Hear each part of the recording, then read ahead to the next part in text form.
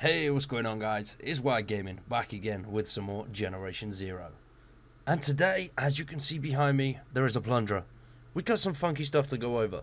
The last few letter from the devs have had some pretty interesting things in them. We're going to talk about those things and talk about something that I feel is coming pretty damn soon. I may be way off the mark, but we'll find out.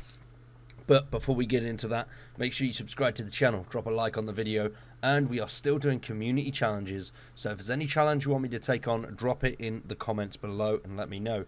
If we use your challenge, I will credit you, and if you have a channel, we'll pop the link to that in the description of said video. We sometimes stream these as well, which is over on Twitch. Go check the link for that. That is also in the description, and join the Discord. Now all the official office stuff has been done for official use only. We will move on. So, first things first, as you can see behind me, we have the Plunderer, and that is because recently we saw in a dev blog that we will be getting something very damn cool, and that is Plunder Upgrades. We're going to have upgrades to the Plunderer alongside the crafting bench. Now, these are going to work, as you can see here, by upgrading them in intervals. There are 5 levels, and each one will add 50 weight to the current weight that we've got. The Plunger is going to go up to 400 and the crafting bench is going to go up to 5. Now we'll be upgrading these in 5 separate levels, all starting with 50. Well, they go up in blocks of 50, so it's going to be pretty damn cool. I'm excited for this. As you can see here, we can upgrade them with different materials, so for the time being I would recommend everybody stock up on those materials.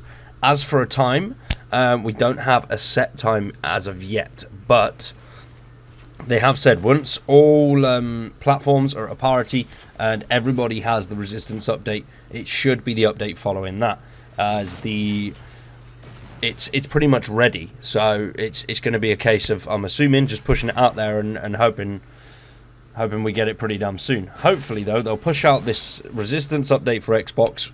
For anybody that will ask, I'm not 100% sure on the release date for that yet. They did say it could be sometime in August, but it also could be the start of September. I'm hoping it is early August, but we'll see. You know, it's one of those things, unfortunately, we are just going to have to wait and see. Hopefully we find out a little bit more in the coming weeks, and then we'll know for certain.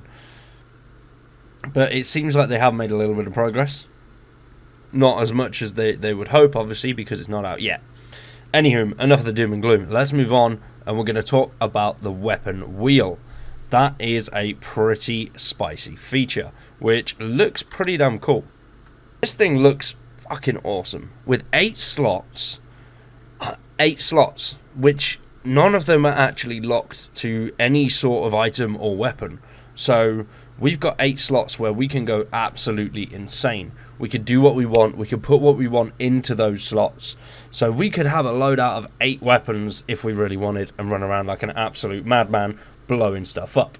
Or you could go the complete opposite of that, go really stealth, have 7 slots with items that will enable you to do that. Like the EMPs, the smoke grenades, the radios, all that kind of stuff.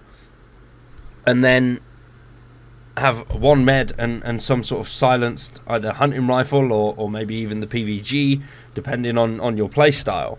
But there's going to be so many different playstyles that we'll be able to get out of this, and I am buzzing for that. We could even run 8 of the same weapon. The experimental ammo just adds a whole new concept to that, where we could even run, say, 4 of each weapon, all with different types of ammo in those weapons. Or you could just have 8 weapons with extended mags, all fully loaded. So all you've got to do is swap your weapon rather than reload. Which, if you've got the LMGs, it's definitely going to be a lot quicker to swap your weapon than it is to reload them. Or, if you really want to go Rambo style, you could just have loads and loads of RPGs. Or Ninja, and have loads of melee weapons.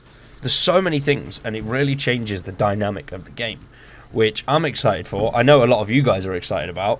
And see, the thing that these two have in common is they are both much requested community features.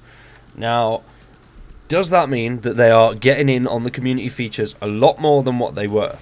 because there's not been too many, which is a little bit disappointing, but not slating the game at all. I love the game, and I know everybody else loves the game, but it's been a rocky few updates. I know a lot of PlayStation users had issues, a lot of Xbox users had issues, and PCs crashing. So I'm hoping that this is an attempt to get back a lot of that player base that they may have potentially lost. And I hope that it's not much of a player base that they've lost as well, because it is a great game and it has great potential. There is so much that they want to do with it, and I hope a lot of people are going to stick around for that. They're not planning on making another Generation Zero. They're planning on making this one bigger, better, and expanding, which is great for all of us players, because that means new content, fresh updates, new things to do. And these two items, as they're community requested, does that mean that we're going to be getting newer community requested things, such as skill resets, which I know every single person wants. I would love a skill reset so much, or even more skills, more levels.